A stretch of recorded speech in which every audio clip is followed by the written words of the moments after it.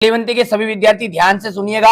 आपका जो 20 सितंबर का प्रश्न पत्र है वहां प्रश्न पत्र इस तरह का रहेगा, आप अच्छे से तैयारी करो। यही प्रश्न आपके 20 सितंबर के दिन परीक्षा हाल में देखने को मिलेंगे। निम्नलिखित में से किस विद्वान ने भूगोल शब्द का प्रयोग किया? इरेटोस्थेनीज ने। ठीक है, इनमें से कौन सी संख्या बिग बेग घटना को प्रदर्शित करती है? 13.7 अरब वर्ष। निम्न में से कौन सेल अवसादी है? बलुआ पत्थर। वायुमंडल में ऑक्सीजन की जो मात्रा है वो कितने प्रतिशत है? 21% है। भारत का जो क्षेत्रफल होता है वो कितना है?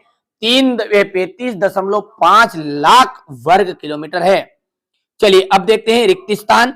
भारत के मध्य से कौन सी रेखा गुजरती है? तो कर्क रेखा। पृथ्वी पर जो जीवन है वो 380 वर्ष पहले आरंभ हुआ है। ग्रेनाइट और बेसाल्ट आग्नेय सेलों के उदाहरण है।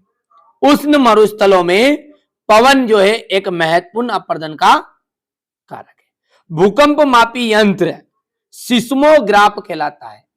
जैव भूगोल में जीव तथा वनस्पतियों का अध्ययन किया जाता है। चलिए आगे बढ़ते हैं और अगला यदि हम समझे तो मानव भूगोल के जो जनक है वो रेट जेल को माना गया है। यह है वो वास्तव में भी सबसे लंबी अवधि जो है पूर्व क्रेमियन युग की है।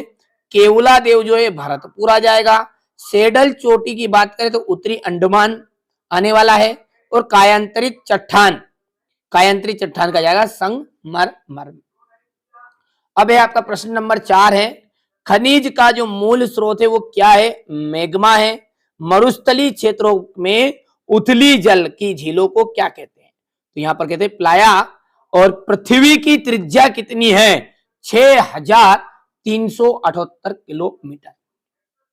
वायुमंडल में ऑक्सीजन की मात्रा कब पूर्ण हुई? 200 करोड़ वर्ष पूर्व। भारत के कौन से गोलार्ध में स्थित है? भारत, ठीक है, भारत जो है हमारा उत्तरी गोलार्ध में स्थित है। कश्मीर हिमालय का कौन सा भाग ठंडा मरुस्थल कहलाता है? उत्तरी पूर्वी भाग। हिमानी लटकती घाटी बनाती है, सत्य है। पृथ्वी की जो सतह है एक रूप है, गलत है। गैसों के झुंड से निर्मित विशाल ग्रहों को जोवियन ग्रह कहते हैं, सत्य है।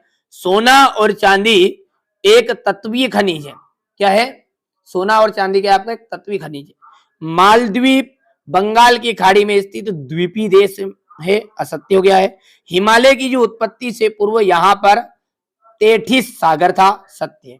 अब देखिए क्वेश्चन नंबर जो 6 है वो प्रश्न अच्छे समझेंगे। भूगोल की एक परिभाषा देनी है। जीव भूगोल क्या है? हमारे मंडल में क्या क्या पाया जाता है? लाप्लास के सिद्धांत में निहारिका किसे कहते हैं? भूकंपीय तरंगों की छाया क्षेत्र बताइए।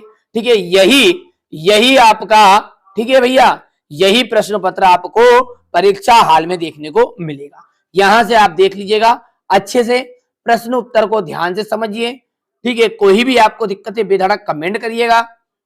जितनी मुझसे आपकी मदद बन रही है तो मैं बन कर रहा हूं। ठीक है, ये क्वेश्चन नंबर 19 है और ये क्वेश्चन नंबर आपका 20 है। ठीक है, तो ये मैंने आपको आज क्लास 11th का, ठीक है, यहां से देखिए क्लास 11th का भूगोल का प्रश्न पत्र समझा दिया है। ठीक है, चैनल पर पहली बार हो तो सब्सक्राइब कर लेना है, नोटिफिकेशन ऑन करके जरूर रख लीजिएगा।